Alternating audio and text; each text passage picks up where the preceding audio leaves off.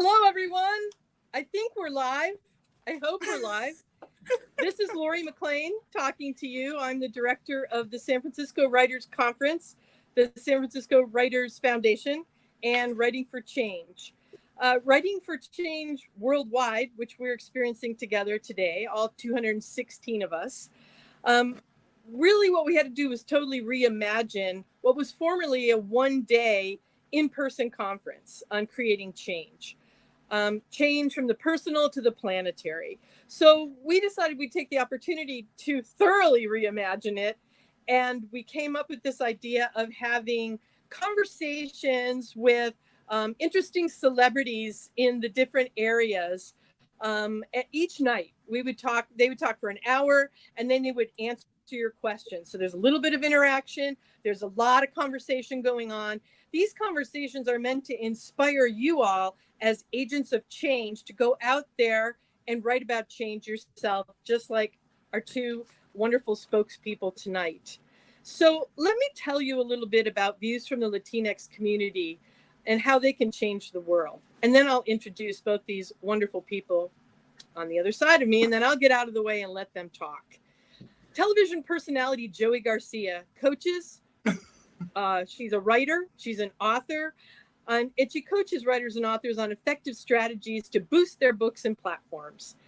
Joey's on the far right over there with the blondish hair. An award-winning essayist, poet, and short story writer. She's the author of When Your Heart Breaks, It's Opening to Love. Joey also offers love advice live on air for a network television station and writes a newspaper advice column. She's the founder of the Belize Writers Conference, which I think that's where you're from originally, right, Joey? That's right. Yeah. That's where I was born. Mm-hmm. Okay. And coordinates the book marketing track for the San Francisco Writers Conference. You can find out more about her at joeygarcia.com. Nonieqa Ramos, who's in the middle here, is an educator, literary activist, oh, I like that, and writer of intense literature. She wrote The Disturbed Girls Dictionary. I've read it. It's amazing. It was selected as a 2018 New York Public Library Best Book for Teens, a 2019 YALSA Best Fiction for Young Adults selection, and a 2019 In the Margins Award Top 10 pick. It earned starred reviews from Booklist, Voya, and Forward, which are all really difficult to get. And then she went on to her next book, also won a bunch of awards. It's called The Truth Is. It was picked as a Bustle Book Club selection. Hip Latina included it in the 10 of the best Latinx young adult books of 2019. And it was named one of the 15 best books by Latino and Latin American authors of 2019 at Ramos. I said it. Okay. And then also, if that wasn't enough, Kwame Alexander's Versify imprint will publish Noni's debut picture books, Beauty Woke, in January of next year, and Your Mama in April. For more information about Nonieqa, see, I messed it up. Nonieqa Ramos, okay? Say it with me, Nonieqa. Check out lasmusasbooks.com and soaring20spb.com. Okay, welcome, ladies. Let me say a little bit about what you're going to talk about before you actually talk about it, and give everybody who's listening a kind of a primer on Crowdcast, because we're new to Crowdcast too, just like everybody else. We are Zoom experts, but this is our first Crowdcast event. So let's see how we go. A note on Crowdcast. So you'll see a chat window, and that's kind of where attendees can pass notes amongst yourselves, right? But if you want Joey and Noni to answer your questions, click on the Ask a Question button. And if you're using your phone, it will look like two dialog boxes. You click on that, you put your question up there. If you find that someone's already put a question up there, then just upvote it. Just click on it, and it's like 2 or 3 or 4 or 5 people want you to answer that question. So they'll all be prioritized for you two. The one at the top will have the most votes. You'll also see a call to action button, or on a cell phone, it says buy books. That takes you directly to the Writing for Change Worldwide page on bookshop.org. And that has 1 or 2 books from each one of our presenters. Now, our presenters are pretty prolific. A lot of them have a lot of books, but you can at least find 2 that we like the best. on bookshop.org's page, and you can buy it right there. And you can select which independent bookstore you want to get the sale. And also Writing for Change Worldwide will get a percentage of that sale too. So win, win, win, right? Everybody wins. Also, there's a donate button, and we aren't charging anything for these conversations because we really want everybody to participate. And I just hope this snowballs as the week goes on and more people listen to them. We're also recording them. So if you really enjoyed this conversation, you can, within minutes, this recording will be up. And if people register for Writing for Change Worldwide, they'll have access to those recordings for up to a year. So you'll get to hear these guys over and over and over again. Okay, so that's Crowdcast. And one more thing. I don't know if you can see it because my thing is really loud. This is a book called Boundless Creativity. I'm probably messing this up. I should go back a little bit. Anyway, this is a workbook written by Martha Alderson, who is one of our craft conference presenters. It just came out. It's a workbook for if you're stuck and you either have writer's block or you just haven't been able to do anything creatively. Well, people, the time for change is now. This week is going to inspire you massively. And if you just still feel stuck and don't know where to start writing, what we're doing is Martha has given us 10 copies of this workbook on our website, which is sfwritingforchangeworldwide.org. Then you just click on the Boundless Creativity button. You enter it any way you want, with flash fiction, with nonfiction, with an essay, with video, however you want to enter it. And Martha herself will pick 10 people to give this book to, and we'll pay the shipping. So you will get this for free, and it will help you start your journey to write for change. Okay, so now, finally, on to tonight's inspiration conversation. Books invite us to cross borders into a deeper understanding of ourselves and the world. And that's certainly true of literature by Latinx writers. But according to Cooperative Children's Book Center, only 7% of children's books published in 2018 were by and about Latinx people. Data on adult books is scarce. Why is that?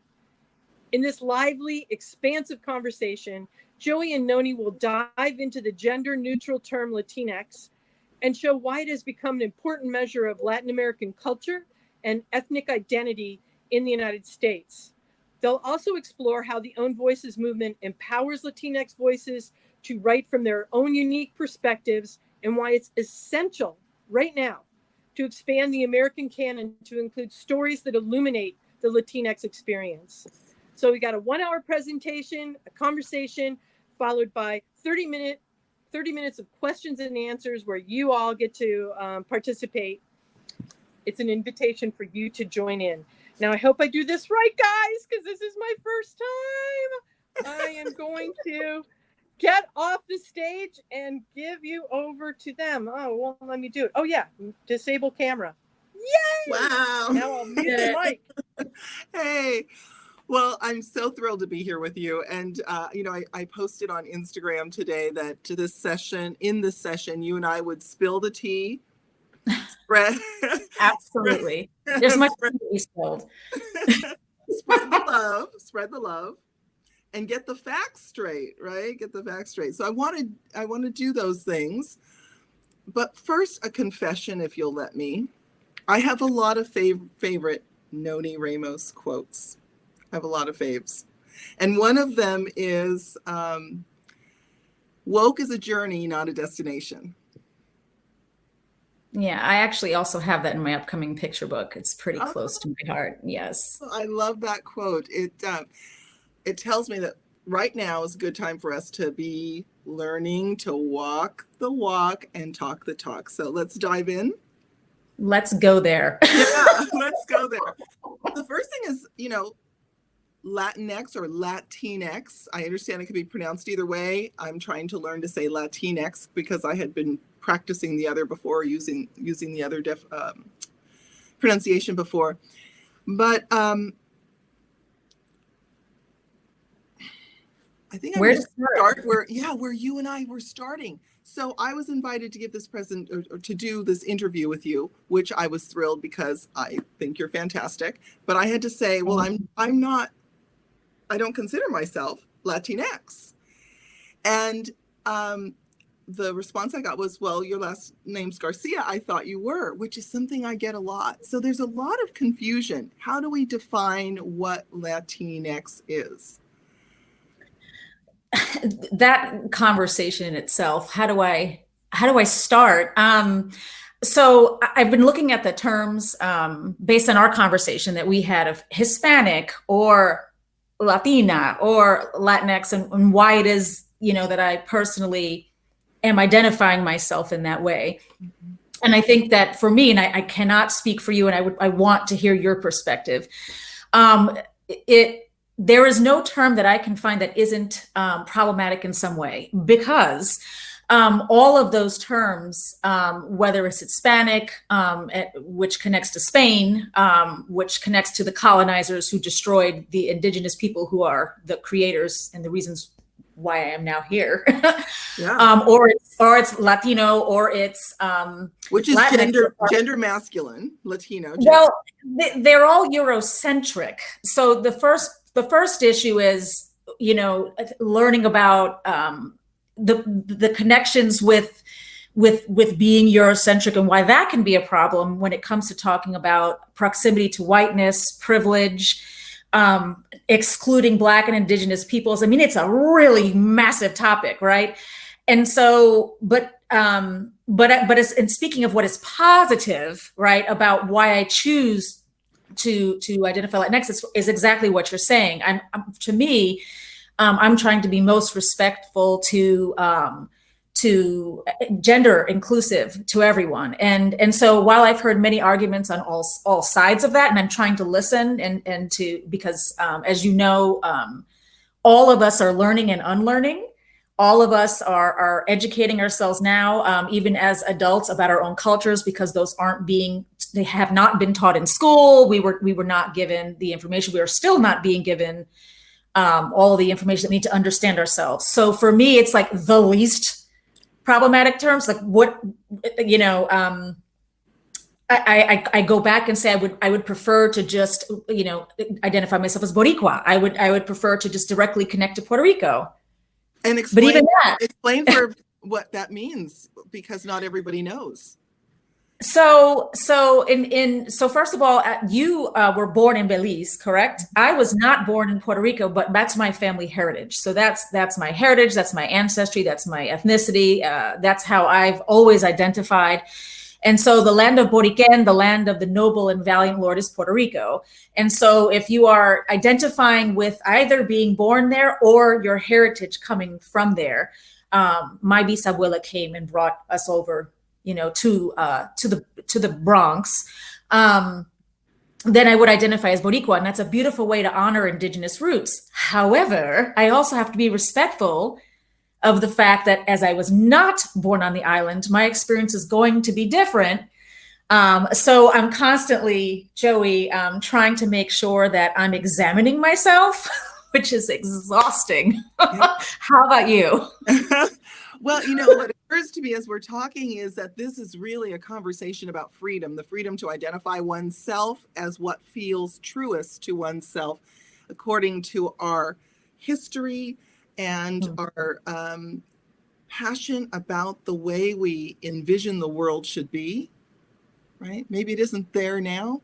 But yeah, I was born in Belize, and what's really funny to me is that people, often Caucasian people, will say to me, "Oh, were your parents missionaries?" And I say, "No, my family's from Belize for many generations." And I know it's because I don't look like a Belizean, but also they may not really know what a Belizean looks like. Right? So it's two-sided. However, so most of my family, so we consider ourselves Black. But I have one ancestor who was Scottish Welsh with light eyes and light skin. Hello, here I am. Now, my hair is naturally very Black, but I lightened it up. TV work, blah, blah, blah, hides the white hairs more easily. So I find it interesting. Now, my last name, Garcia, people often expect me to speak Spanish. They think I'm Mexican, and I'll say I'm Caribbean. And then I'll say, it's an interesting, continually interesting conversation for me. What I find especially is that I end up hearing things I would not hear otherwise. People assume I am something I am not. The Black community generally always welcomes me and identifies me as Black. That's one of the first things a Black person will say to me is, "Oh, you're Black, right?" But a white person will assume I'm white. So it's a very interesting place to embody. But I didn't grow up considering myself, well, back then, it was Latina, right? I grew up in the Bay Area, San Francisco Bay Area, 1960s and 70s. We didn't use the word Hispanic for exactly the reason you just said, of Spain. And of course, the Bay Area was pretty woke back then, right? And we had the women's movement. So people didn't really like Latino, but that's what the alternative was, because we didn't want to identify with Spain. That was the education we received. Even in school, I had teachers that were very passionate about teaching us our history. Wow, I wish I went to school there. I tell people this all the time. It's very interesting. We even had, we used to call them the long-haired hippies, come from UC Berkeley and teach us about ecology, about the colonization of Native peoples. Yeah, that wasn't happening in the Bronx Catholic schools, I can assure you. Yes, So. Right. Later, it's unusual, but there you go. So it is an interesting experience, because I know that a lot of people wouldn't look at me and think I'm Black. I go to Belize, and a lot of Belizeans at first wonder if I am, but I'm too comfortable there. So then they just assume I'm local, or have local roots, I should say.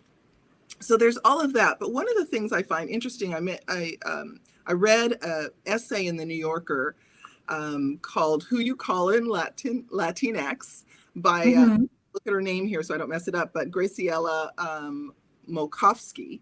And she said one of the values of the term Hispanic being invented is that, I'm going to read her quote, is that if it hadn't been invented, the government wouldn't have counted us, and there would be no data to shape public policy, assign federal funding, and apply civil rights or voter rights protection. And I was just also listening to someone who is a speaker. She does Latinx explanations, if you look it up on YouTube, and trying to get her perspective, because she was addressing what is whiteness, what does it mean to be Latinx, how do you decide between those three terms? And one of the arguments that she makes about having any of them is just simply for government reasons, to be counted at a census, to have resources, money diverted, to being able to have your voice count in elections. And so it's interesting to me, because however we're identifying, I do wonder in the body politic how that power is being used. So when we're checking those boxes, and they're really difficult boxes to check. I was just looking over the census we just filled out, here. And still looking at the question of race being on that form. And I'm like, well, let's see. I'm not Asian. I'm not Pacific Islander. I refuse to identify as white. And I can get into that. I absolutely refuse. I acknowledge my Blackness because I'm Puerto Rican. There is no such Puerto Rican that doesn't have a connection to Blackness. But I have nowhere to check a box. And I hate to reduce this discussion to boxes, but I do think it's important to think about everyone out there who's listening and us. When we're identifying, when we're having that freedom, like you said, understanding our history and then proceeding forth, as you're saying, you're talking about being very educated about understanding how we're identifying ourselves, but also how it's being used and how it's being applied. And I feel like whenever I'm trying to identify myself correctly, I never just think about myself. I also think about how that might be affecting the readers that I have, or the students that I have, or the adults who are listening to me looking for guidance the same way I look for guidance, from you and your perspective and what you're talking about when you were talking about, for example, the things that you hear, because people don't understand exactly your background. It's important to acknowledge that there is power in our identities, but it's also power leveraged against us in our identities, you know, and us, and how we can be responsible with who we're choosing to name ourselves with all these terms. So we won't come out of this with concrete answers, you know, but because we want them, don't we? We desperately want to have, at the end of this, how do I name myself? How do I respect somebody else? You know, that's where I think we also need to talk about where we need to go in this conversation, like how, because not everybody identifies as Latinx. Well, I think that's important what you said. How do we respect others?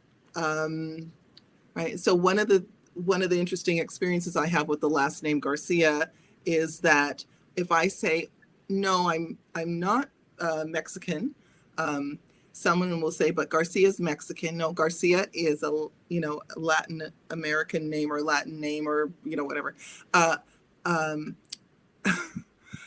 And I will get it. They will argue with me about my name, and they'll say, "Well, you have to be because your last name is." And I'm like, then I'll just open the can and I'll say, my great grandfather was owned by a man with the last name Garcia. That stops the conversation, which is true.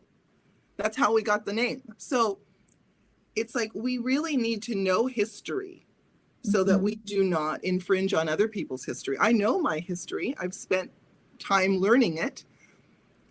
But the way that history is taught, people don't learn about what happened, that there was slavery in Latin America.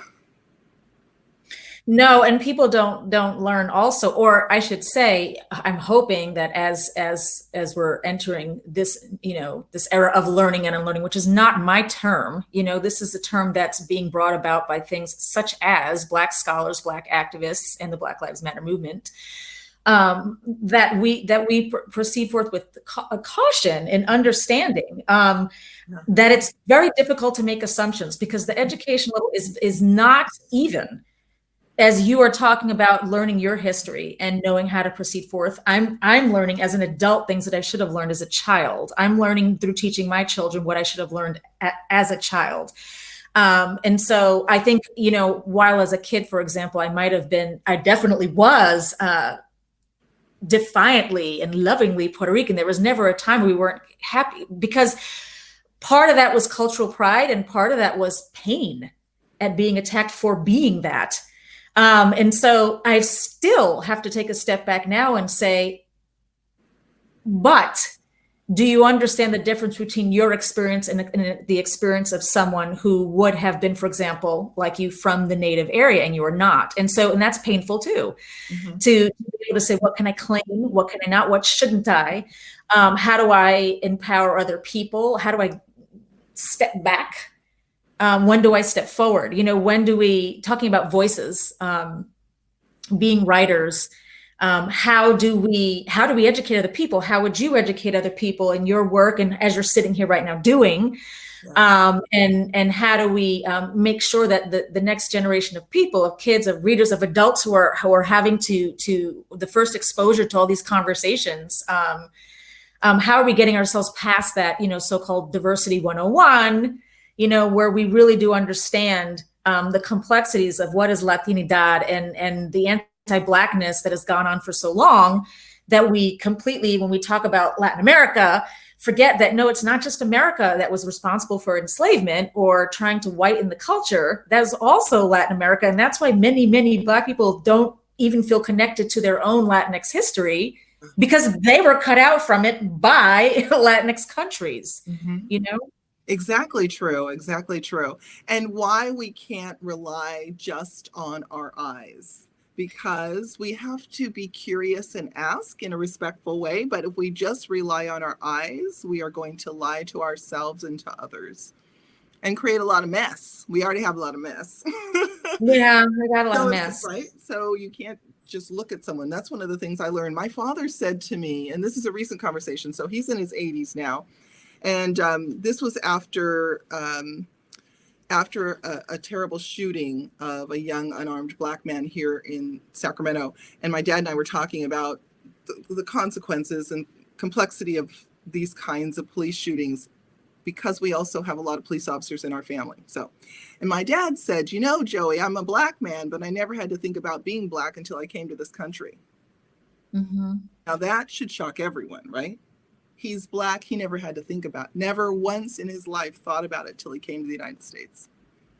So that tells us how much work there is for us to do, right? Mm-hmm. Or Absolutely.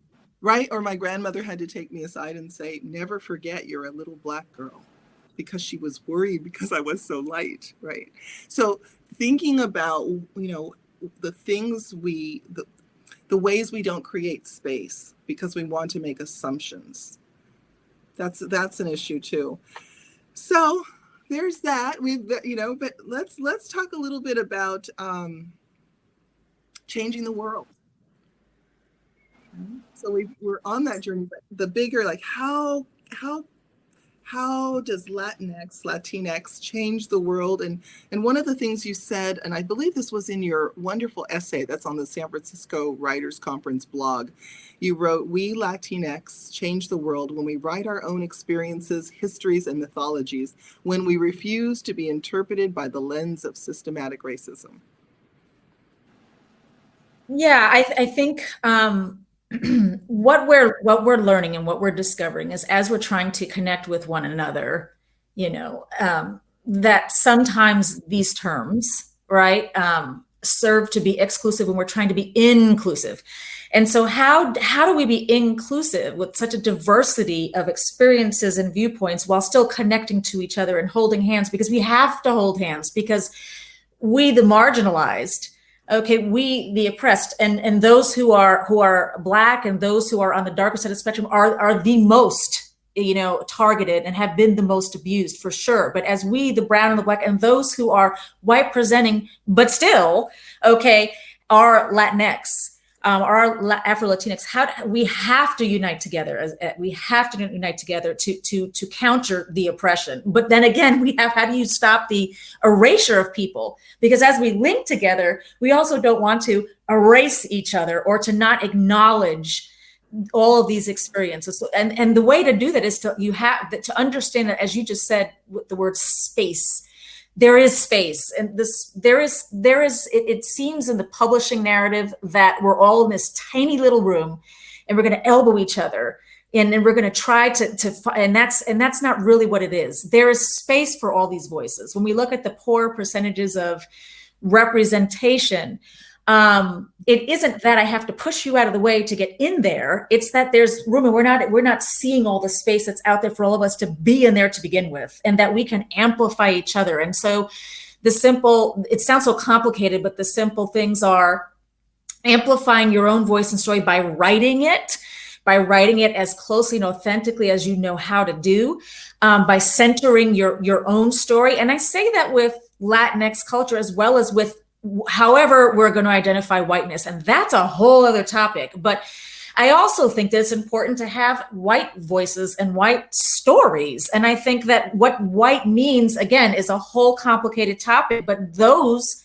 need to be honored. And speaking of the Latinx culture, and especially as a marginalized set of cultures, telling your story, arguing, fighting for it. And that comes down to perhaps arguing for the way that you speak Spanish, the way that Spanish is spoken between somebody from Uruguay and somebody from Belize and somebody whose Spanish is a train wreck like mine, who has bits and pieces from, you know, Spanglish in the Bronx, are all valid.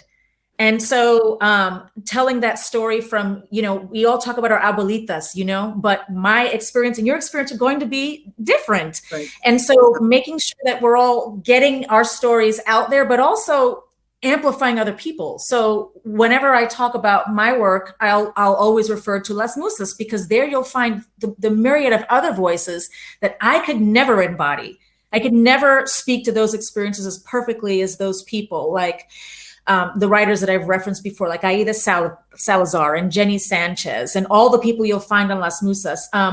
And so I think, you know, we prove that we all have the space to be here when we sing, but when we also make sure that when we're, you know, expressing ourselves, that we're also opening the door for other people So, that's the best way that I know how to approach such a complex, complicated issue at a time when we're all feeling like there's only 5% of us being represented, or, all of that. Yeah. I love when you were talking about about we don't have to elbow each other out of the way, because really this is about being complementary with an E, not competition, that there's room for everyone, and that our stories complement each other, but they all need to be part of the narrative of this country, or we're going to really lose what this country is about and what we are about as a people, as a nation.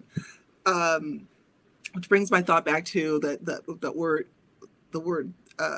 comment about checking boxes, the race boxes. And I keep thinking, there's one race, it's the human race, and we have to get over all of these boxes.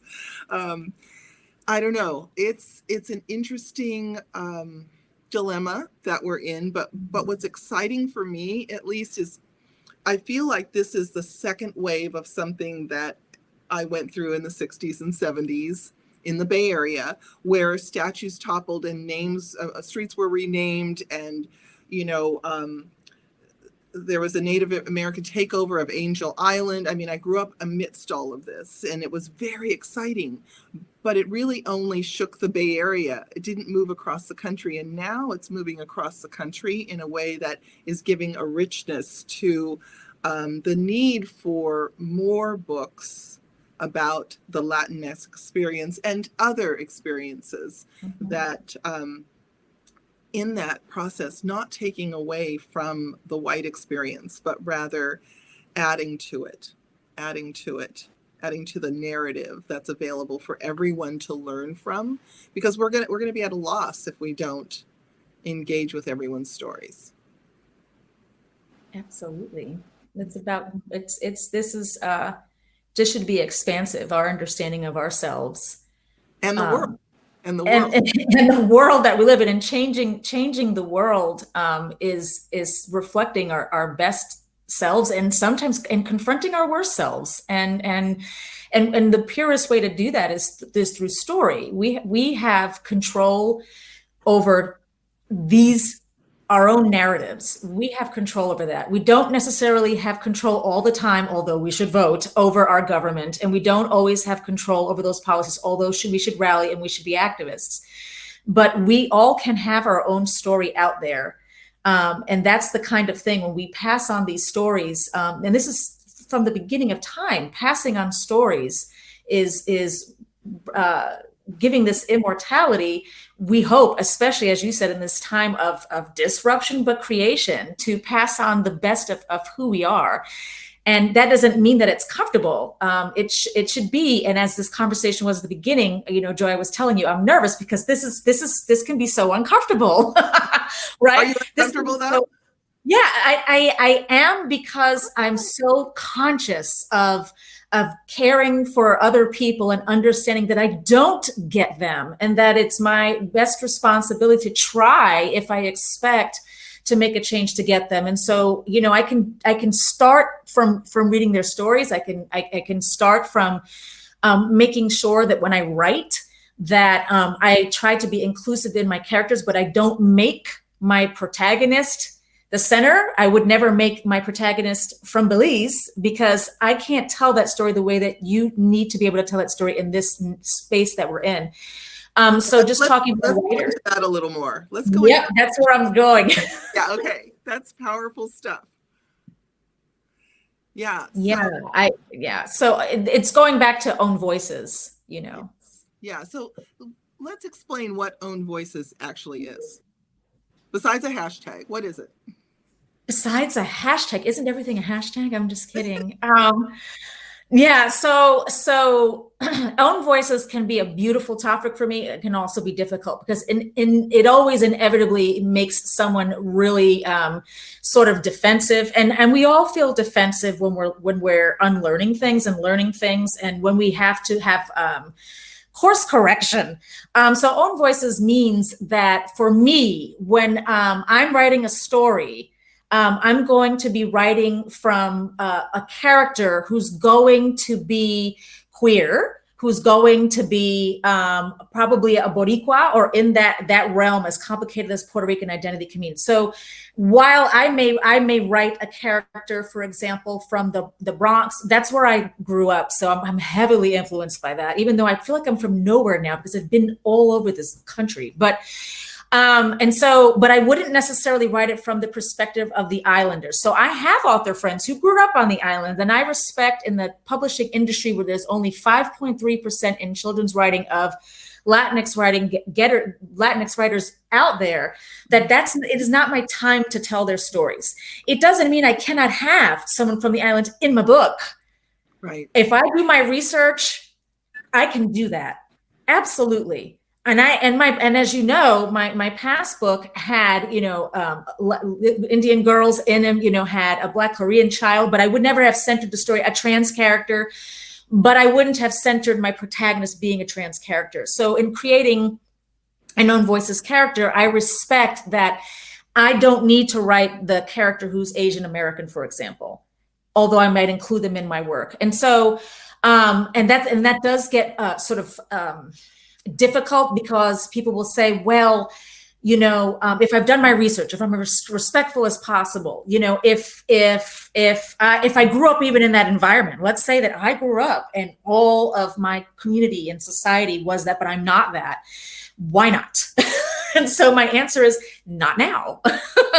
My answer is right now, when we are trying to make sure that as I've said, that I'm amplifying you and your work, when I'm amplifying marginalized voices, it isn't the time for me to speak for you right now. And I hope that in 20 years, when the numbers aren't 5%, I'm only speaking towards children's works, of course. But let's say that that's all cleaned up.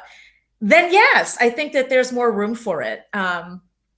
But right now, own voices mean it is your own voice, and it's complicated because how do you check that? Yeah. So this is a kind of literary citizenship. We don't call it that. We tend to think of literary citizenship as, donating to a good cause, or I don't know, a thousand other things. But we don't often think that actually in respecting own voices is literary citizenship. Yes. And again, I completely understand the sociological, the psychological, what we are here for is, yes, I could write those characters because I absolutely could, but now's not the time. And we're not being responsible when we're doing that. And again, as I've said, as someone who's written characters from other cultures, who's researched those, if you want to be diverse, if you're arguing that I want to represent my diverse world, do it, but don't center those voices as your protagonist. Simply. If you're not queer and you want to write queer characters, great. Just don't make that the protagonist. Yeah. And I think that's very concrete. And I think it's also because I am certain that there are people out there who would do a fabulous job, but being activists in this world where you have, let's break the Black Lives Matter movement down. You've got Black people being slaughtered. We've got systemic and institutionalized racism is not over. It's not done. We're nowhere near dealing with that. And I want to stay out of getting, off the track into just a lot of political things, but it's very hard not to be. To me, right now, it's all about how best can I serve children, readers, marginalized people. And the way to do that is to step off sometimes. Yeah, okay. Yeah. So that you have to. Yeah. Well, let's talk a little bit about your book. I think that. Yeah. Oh, I think we have a little bit of a delay going on. I don't know. I hope you can hear me. Okay. I got you. So let's talk a little bit. It was a little break, but I got you. Oh, yeah, we have a delay. I don't know what just happened, but you can hear me. Yeah. Yes, the books. So Macy Cashmere, yes, the protagonist of the Disturbed Girls Dictionary, has mad survival skills. Right? She's amazing. I think that, yes. I think it's, so I'm just going to keep talking. Macy is described as a problem student, but deeply engaged in the well-being of her best friends. I was a high school teacher. I had kids like this.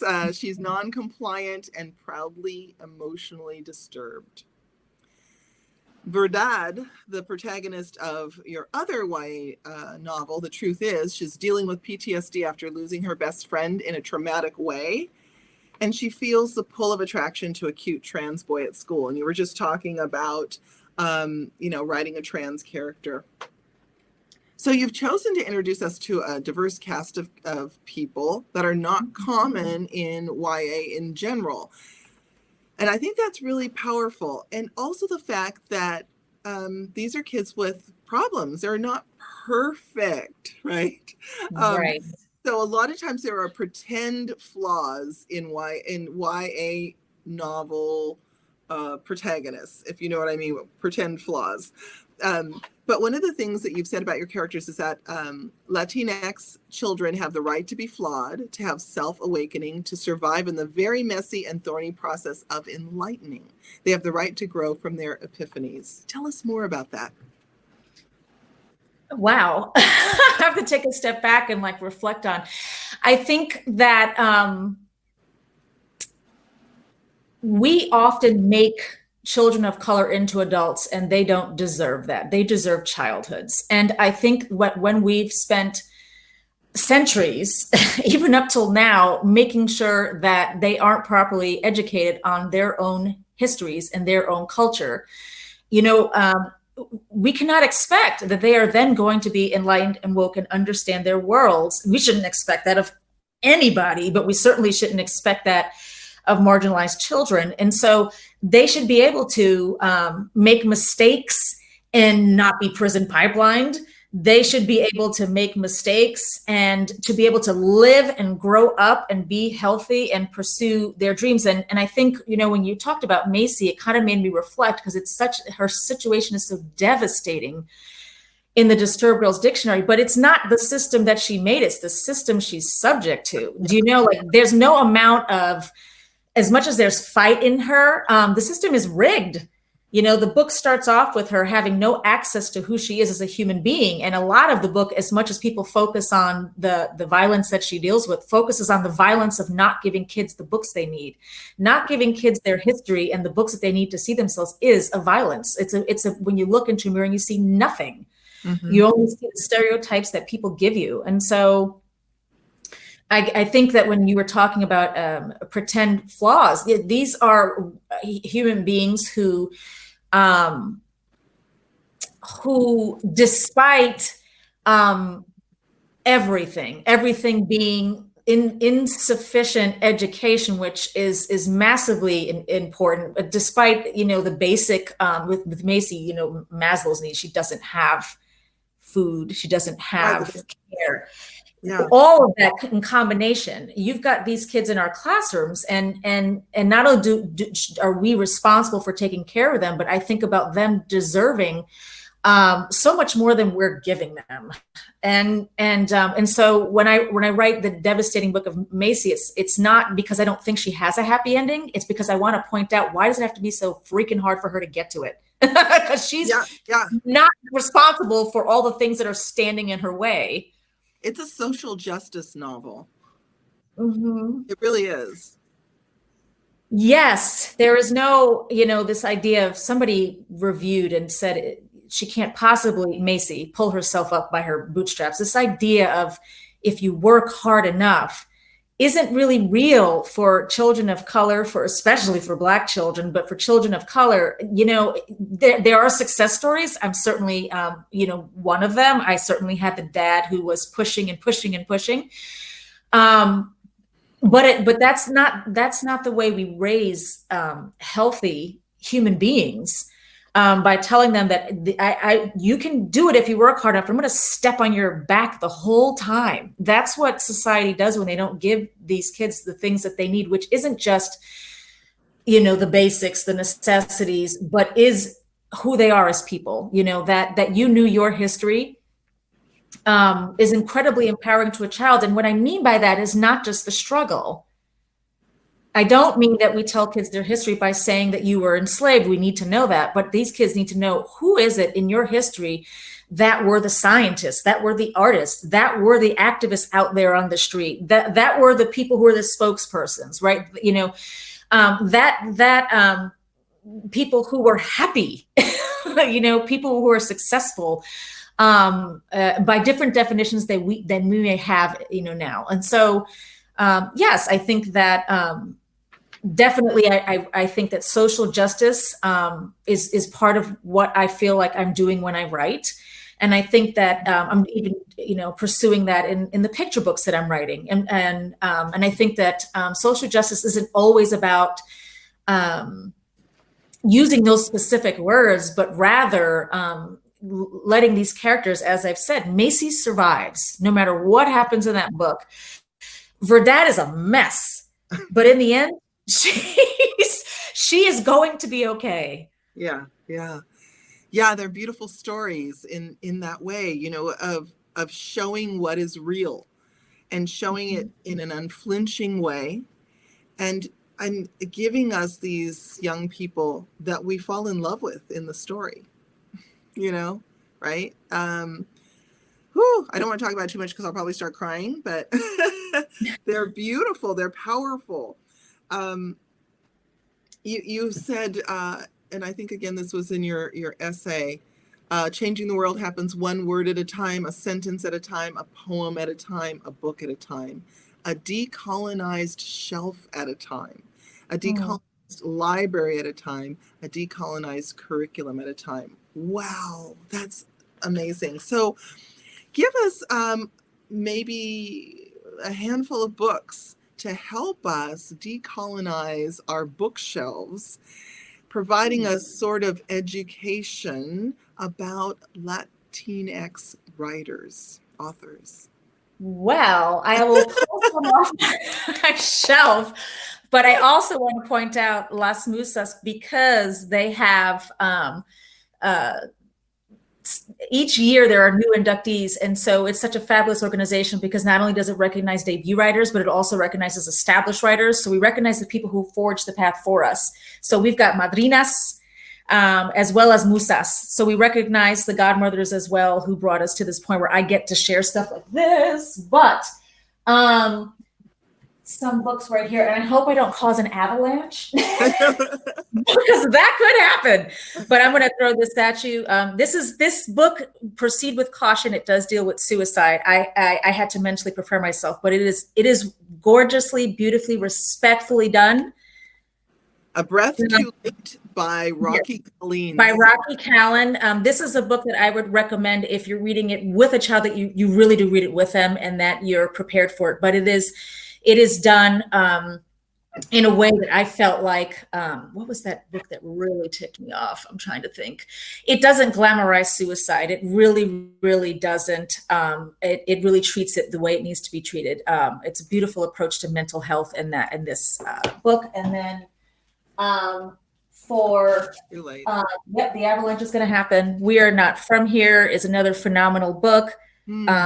This book is just, it's just going to, this is another book it's devastating, but it's full of hope. And it's gorgeously written and I couldn't put it down. But basically these are kids who are crossing the border. They're undocumented. And this is the book you should be reading instead of American Dirt. I saw that in the comments.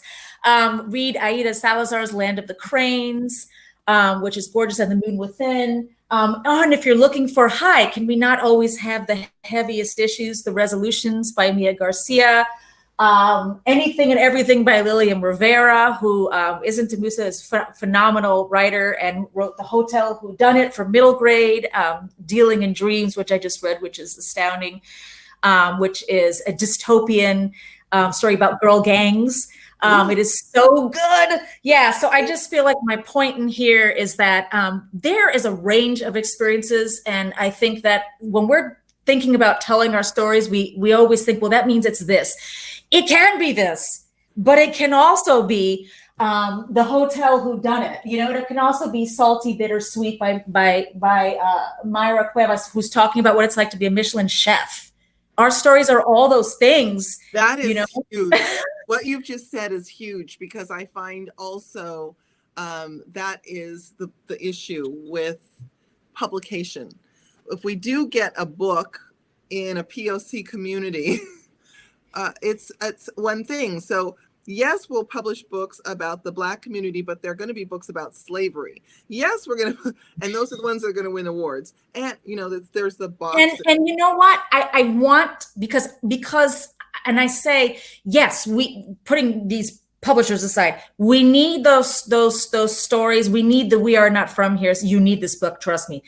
But yes, we need the whole, this, our experience is not limited just to our pain. While we acknowledge it, and we should have, and Black people should have reparations for it, that's not all they are. There are so many hundreds of accomplished Black and brown and marginalized people that I'm learning about now at my age, that I'm passing on to children and students, but that we should have all known then. And so, you know, and also genres. We can do all the genres.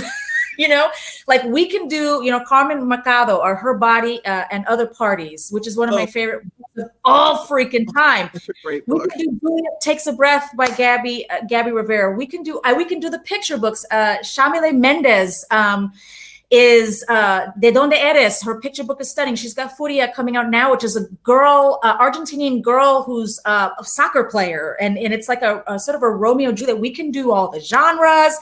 We don't invalidate all of these experiences here. As I said, I honor the experiences that people need to express that do have pain, but we have all those things. And in fact, as I proceed forth, my picture book, Your Mama, is all about celebrating single parents. That's it. It's just happy.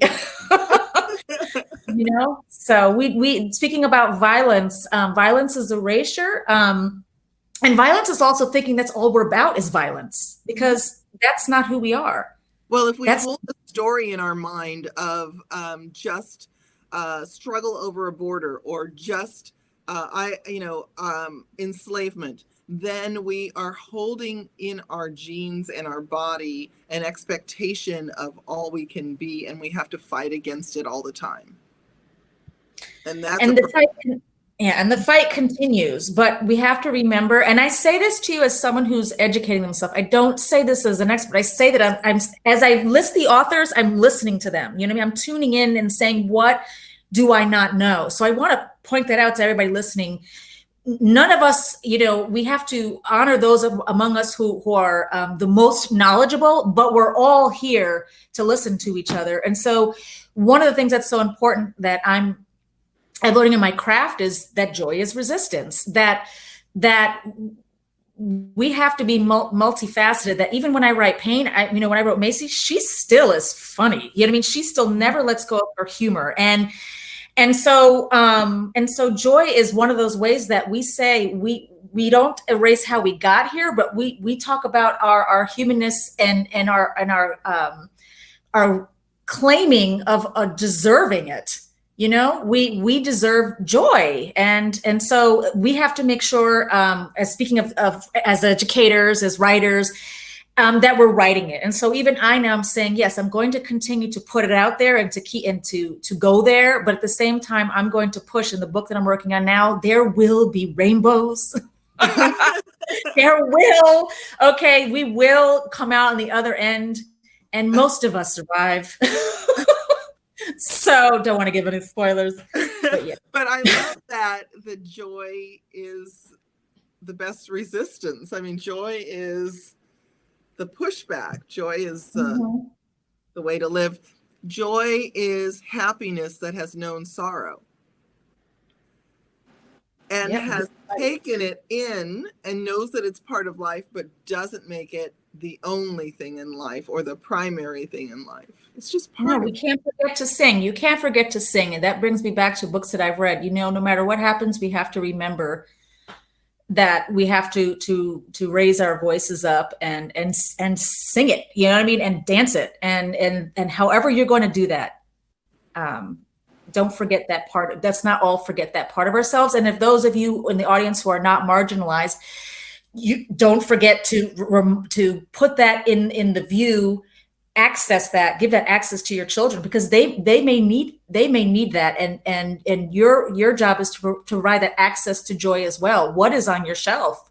Look at the shelf and say, this is the experiences. These are the experiences that I'm giving my children. And if you're looking, you're saying, wow, all I'm doing is giving them this portion of it. The secret garden. The secret garden. Yes. And yes, open the garden, open the door. It's all there. Please understand, these books are there and they are waiting, and they are by own voices writers. And you're going to be excited. I'm excited when they open these books up with my children. I say, I didn't know that. It's just beautiful for everyone. And for those stories that don't belong to me, I'm still excited because I want to understand my fellow human being better. We all understand. We don't have to be threatened when we hear, feel, or see things that are uncomfortable. We should be activated that way. We should say, okay, that hurts, but what can I do with this? Yeah. Because right now, if we're all listening, we can do something about it. Yeah. And if nothing else, stay curious, not in the place of necessarily believing we know everything, but to stay curious. Yeah. Word. Exactly. Yeah. Yeah. So just a few words before we close. I think we have 4 minutes or so. A few words about, continuing to write. What kind of advice do you have in general for writers? Maybe a little bit about your own writing process that you can share with us before we close. And just close and get to questions, I should say, not close totally. Yeah. Oh, good. Because I definitely want to make sure we got questions. I think that there's this idea in publishing, I feel that there is, that once you're published, then you're done with evolving your craft.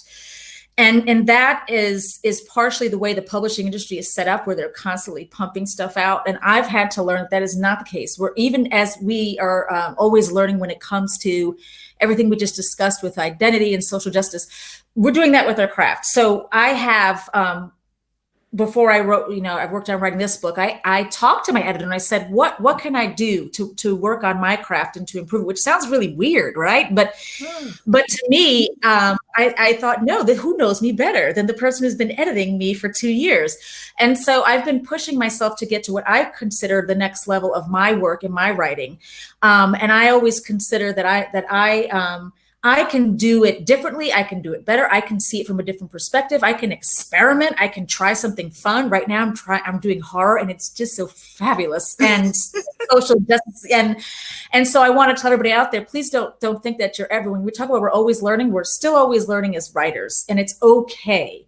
And we don't have to be constantly feeling the pressure of the rush, because if it takes you 2 years to write an incredible book, then so be it. And if you're someone who can pump out more, so be it. But that's not me. I actually slowed myself down and said, no, not until this book is what it needs to be. So just remember the craft. The craft is just as beautiful as it sounds. It takes time.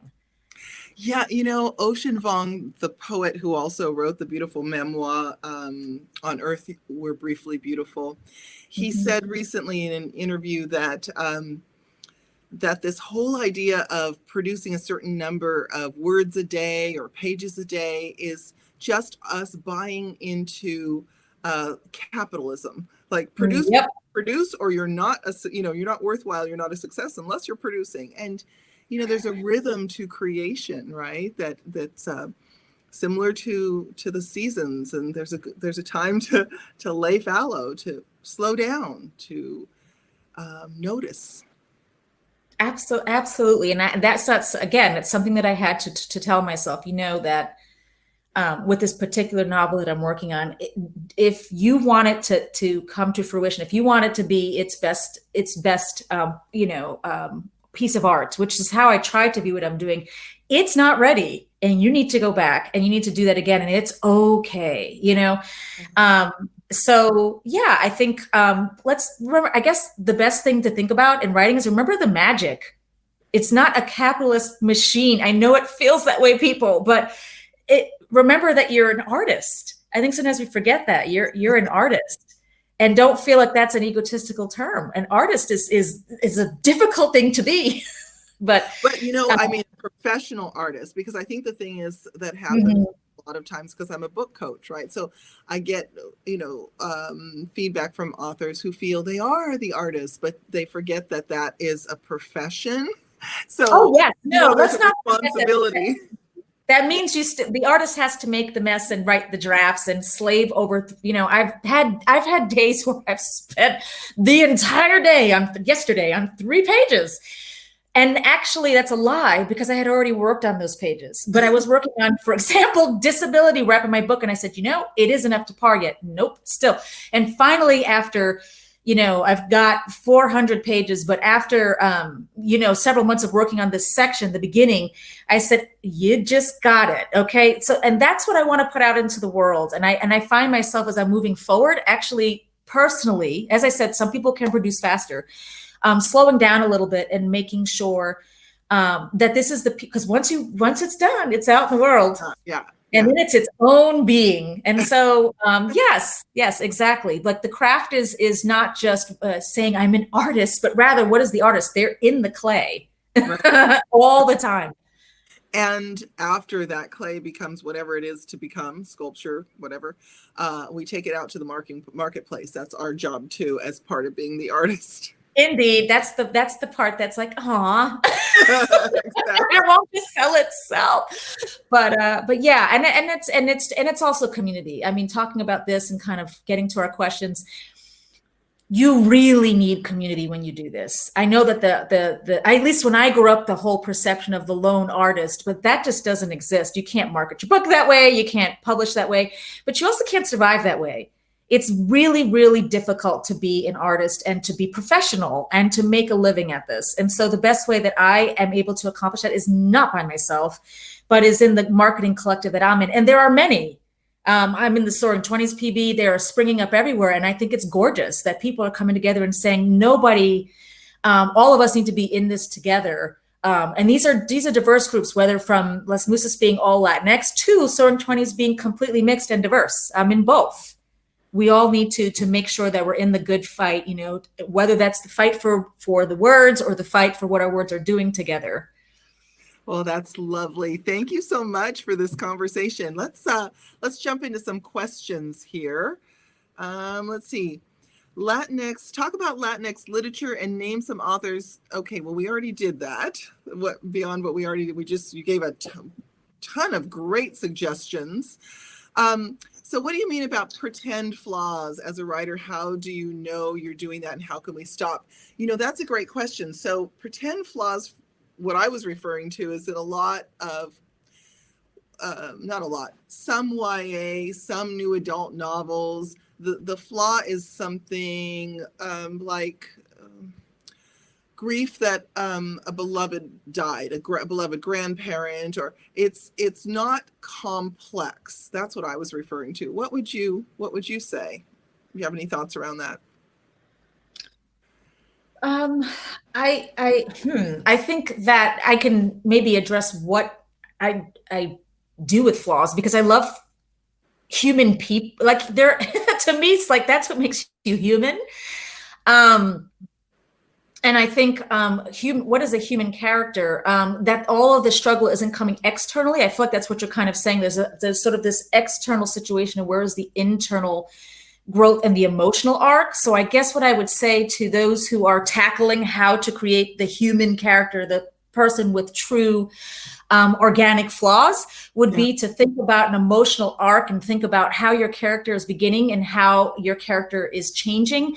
I studied that through Liz Acevedo and everything Liz Acevedo writes, the Fire and High and the Poet X, specifically to learn how does she do it so well. So I would also say for those out there for craft, when you're looking for that, I read the book to read the book, but I also say that person does this brilliantly. Like how do they do it?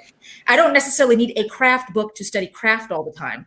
And so I'll go back and I have sometimes 2 copies, and the one copy is for me to write in and to just, do that horrible, oh my God, how did they accomplish this? So yeah, I think that most writers talk about plot arcs, but don't talk about emotional arcs. So that would be my advice, to work on that.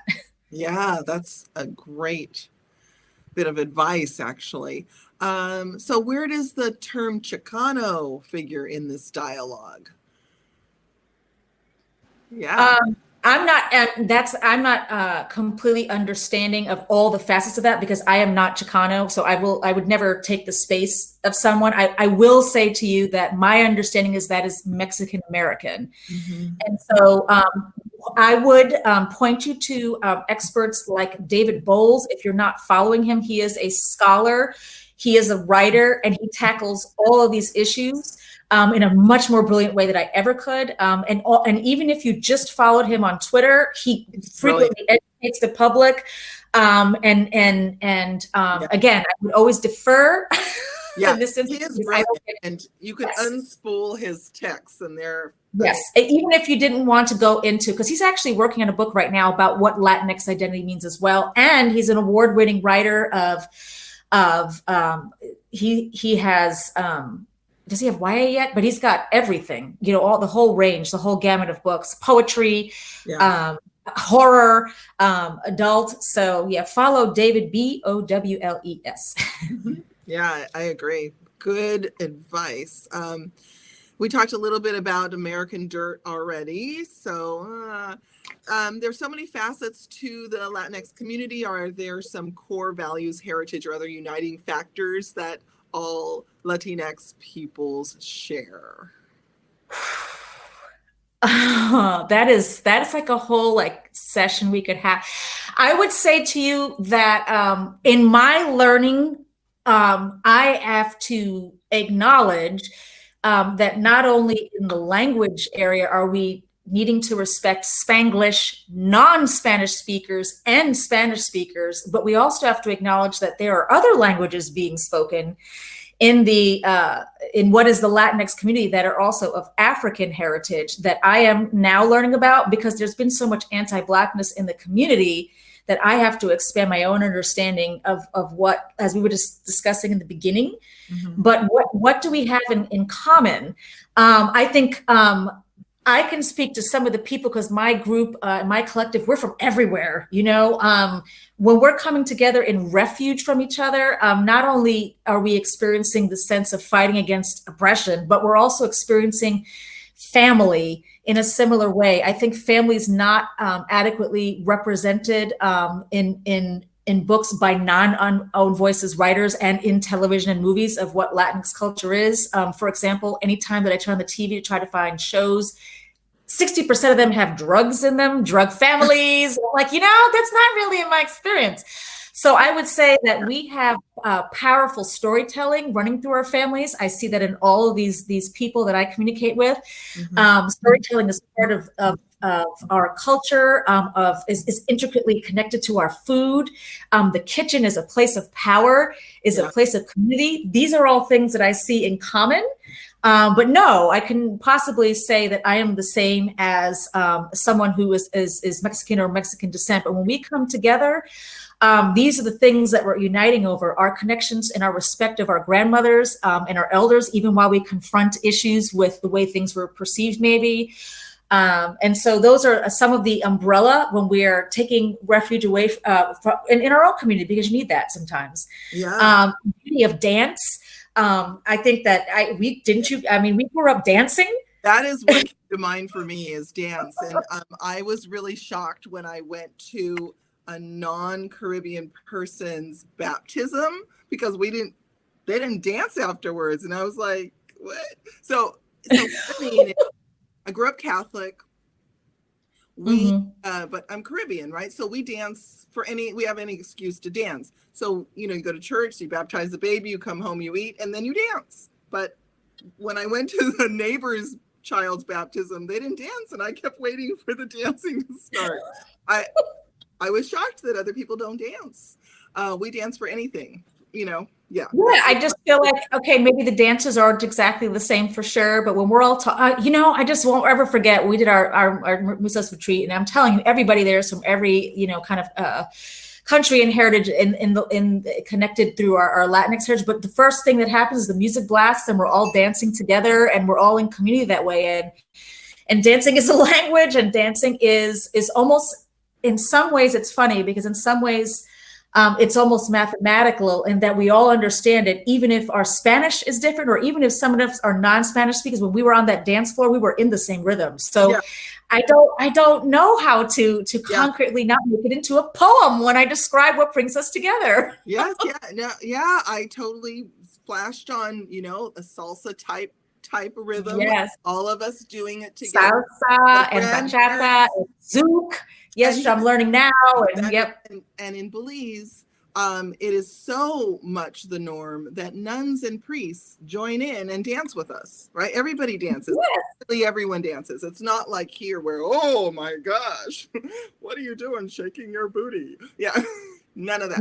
No, it's true. It's true. I had to communicate this to my own children. I'm like, no, the booty is not something to be.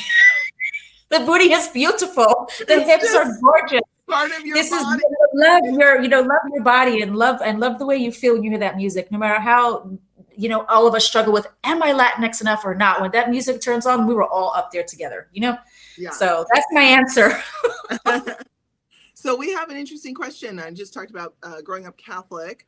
Do you think Catholicism is a hindrance or a benefit to decolonization? I don't think it has to do with any one religion. It has to do with imposing one's religion on others, because Mormons went into countries. I think Catholics did it in the most organized way. And with right? It was a Catholic monk who devised a system of slavery. So poor Catholic Portuguese monk. So, I have issues with the Catholicism, but I do agree with you in that imposing on people.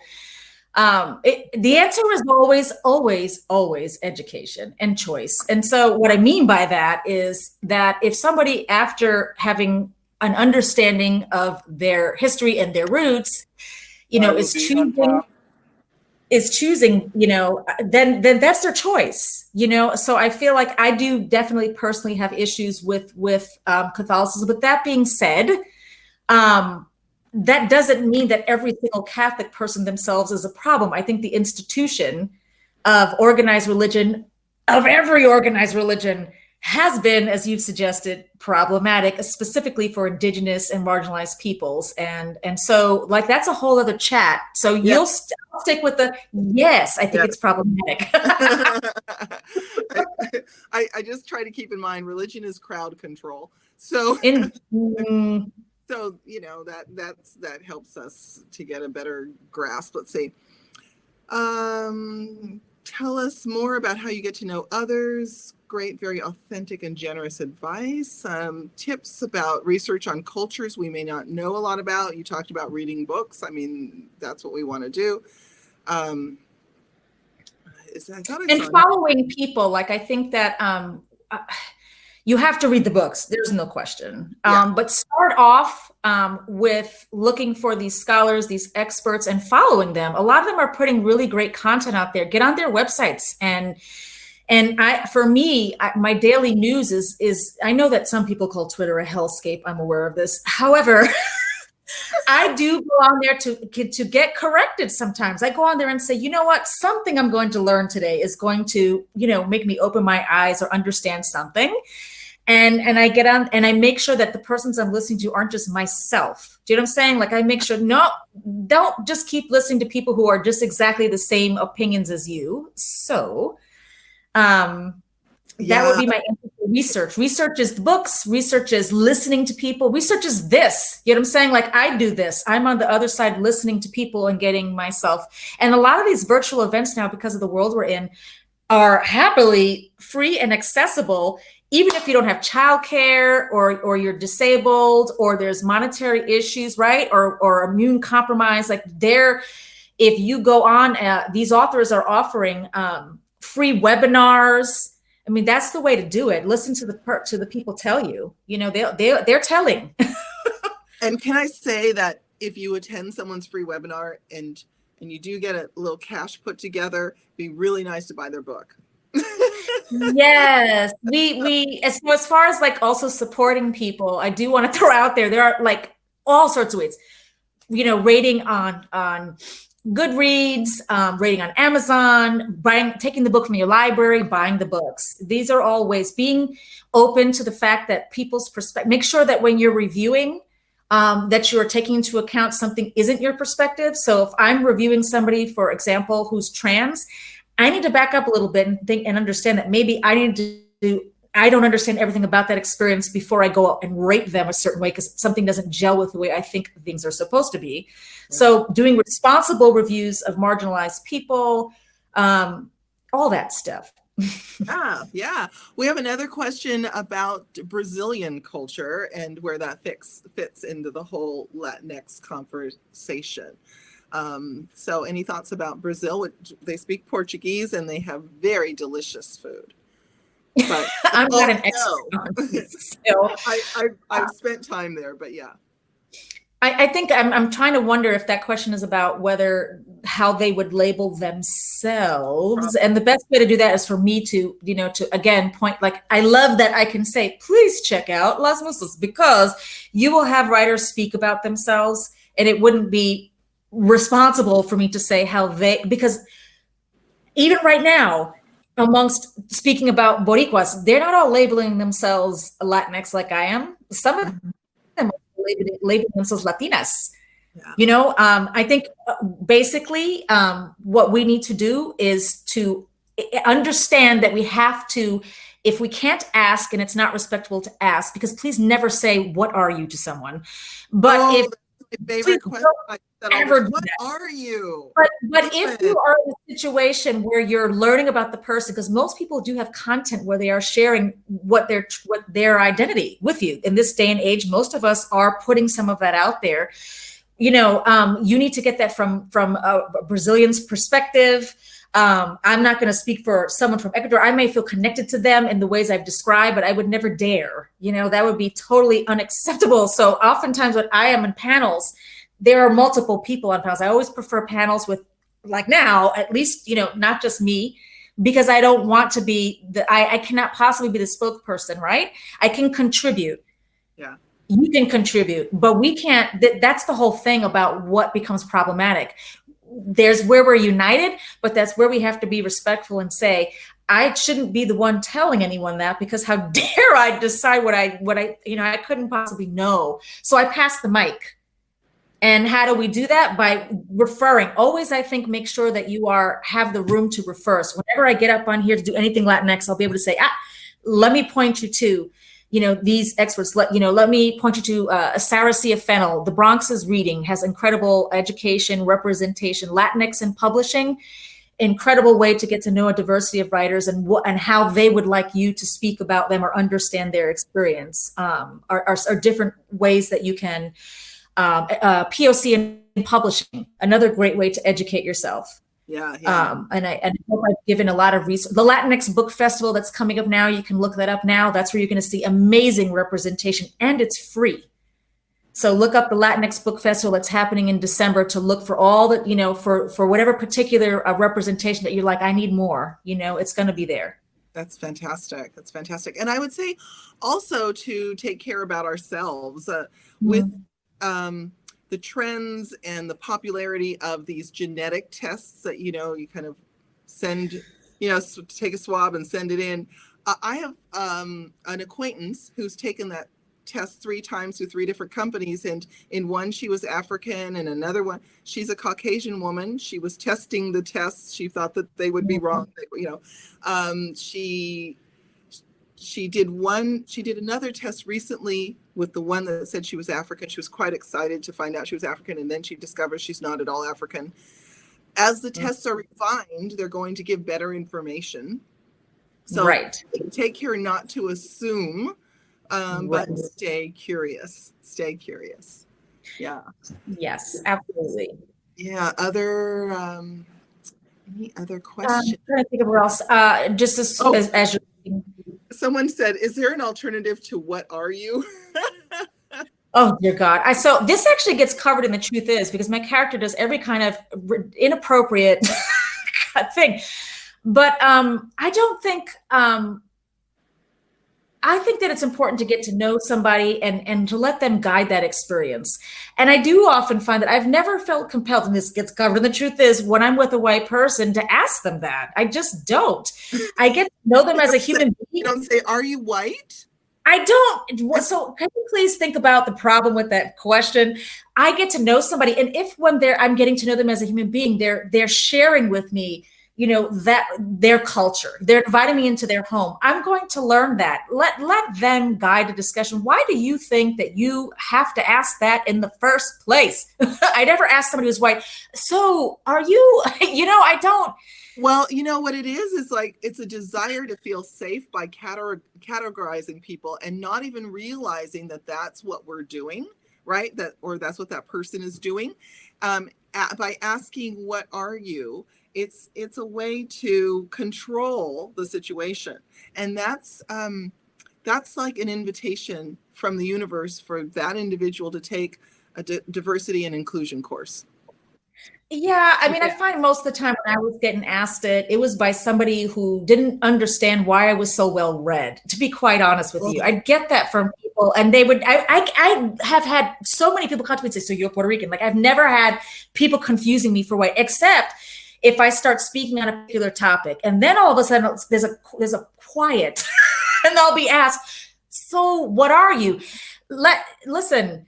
Let people guide that conversation. If you're curious, back off and let the relationship evolve. And if you feel like you need to be respectful, then say, I'd like to be respectful and I want to make sure that I'm being respectful and whatever it is. But you don't need to categorize someone in the beginning to treat them like a human with respect that you would pay to anybody else. You're going to find out if they're from Brazil. And the kind of erasure that you do with that question, because think about it, I don't think we often also ask that of persons who are Black. I mean, you realize Black is extremely complex. You're speaking here as a white presenting Black woman, right? And you're speaking about people who are Black. What does that mean that their roots are in Latinx culture? Or is it not? Are they Caribbean? Are they not? Are they where? We're not even acknowledging their complexity there by assuming that it's just the color of their skin is what they are. It is definitely part of it and prominent, but there's more to that than what you are entitled to when you meet them. So right. That's what I'm saying. I'm just saying, let people guide that. They're not going to keep it a mystery. We're all trying to do the right thing by each other, and it's hard. It really is hard. Like, are we going to just keep connecting with each other based on our egos, which is like, again, that sort of what are you, and not not the engagement of who are you? Tell me about, what are you excited about in your life? But so we have to decide whether we're going to live and engage with others through the language of the soul, or we're going to keep just focused on the ego. That's what it comes. And exactly. And I think for those out there who are like, but I'm nervous about, so let's say we've got people there, I'm nervous. This is verdad. I'm nervous about messing up. I think letting people guide you in their comfort level, but also I think educating yourself on your own. Do you know what I'm saying? Like, I think if you're constantly reading and educating yourself and doing what we've talked about, then you're going to feel more comfortable about the unknown. You're going to don't rely on that one person to educate you on whatever you think they are. You know what I mean? We have to take our own time to educate ourselves about the world so that we're the best people that we can be in it. And even then, you're going to mess up. And what do you do then? I'm sorry. You apologize without expecting forgiveness sometimes. It's hard. I think that it's the work of being a human. It is the work of being a human, and it's the work of being personally responsible. And I'm pushing myself to that all the time. Like, stop expecting other people. You need to go back. And before this meeting, I said, you think you don't, even with who I am, I prepared for this meeting and made sure that I could be as respectful as possible. We have to all do it. And it still scared me. Still, even in this moment? I'm constantly wanting to make sure that I'm honoring people. And sometimes that terrifies me. But I think that that's the best kind of fear we can have when we're just trying to be good to other people. So for me, that makes me very anxious. But that's okay. That's what I need to do and how I need to feel. Maybe that's the key word, is honor, right? Honor other people, cultures, the unknown. Mm-hmm. To honor it and to give it the respective presence in our lives. Yeah. Yep. That's good. Okay, I'm just want to make sure I answered all the questions. I think I did. There were some really great questions, fun in here. I think I just making, I'm running through here. And well, this was a really wonderful conversation. I am so grateful to have spent this time with you, all of you. I can't see you all there. Yes, everybody. Thank you. But yeah, your books, I'm going to say again, the Disturbed Girls Dictionary. Wow, right? And the truth is, and we've got more books coming, super excited about that. And I want to thank you for inspiring us and for really engaging in this conversation, even though you found it challenging to prepare for. You know, to take us to do something you were uncomfortable about, to do something you were a little uneasy about, and to lead us in this way shows us that, yeah, Latinx writers are changing the world, have changed the world, will change the world, and we're grateful to you. Thank you so much, Noni. Thank you so much. This has been a fantastic conversation, and I appreciate you. And you know, this is the hard work, but this is the good work, and I so appreciate you being here with me to do it together. Thank you, and thank you everybody out there for listening. Yes, thank you. And I don't know, can you guys hear me? Yeah, yes. Woke is a journey, not a destination. Not a destination. And Lori's here. Hi, Lori. Oh, maybe she's not. Her microphone is now turned off for some reason. Yeah. So I'm just going to say again, my name is Joey Garcia, and you've been listening to Writing for Change Worldwide, the first evening inspiration. There are a whole four more the next couple nights, and then we end up on the weekend with some craft presentations and workshops are going to be just fabulous. So stay tuned, join us for those things. I'm just waiting for Lori's mic to engage, but are you there, Lori? She's doing that. Oh, well, we can hear you. Let's see. Well, I was just going to say that tomorrow we're talking memoir. Right. Yeah. There's, I don't have my little book in here with all the details, but I'm going to try to quick look it up. Or maybe someone's put it in the chat for us and I can quick speak to it. I guess not. Let's see.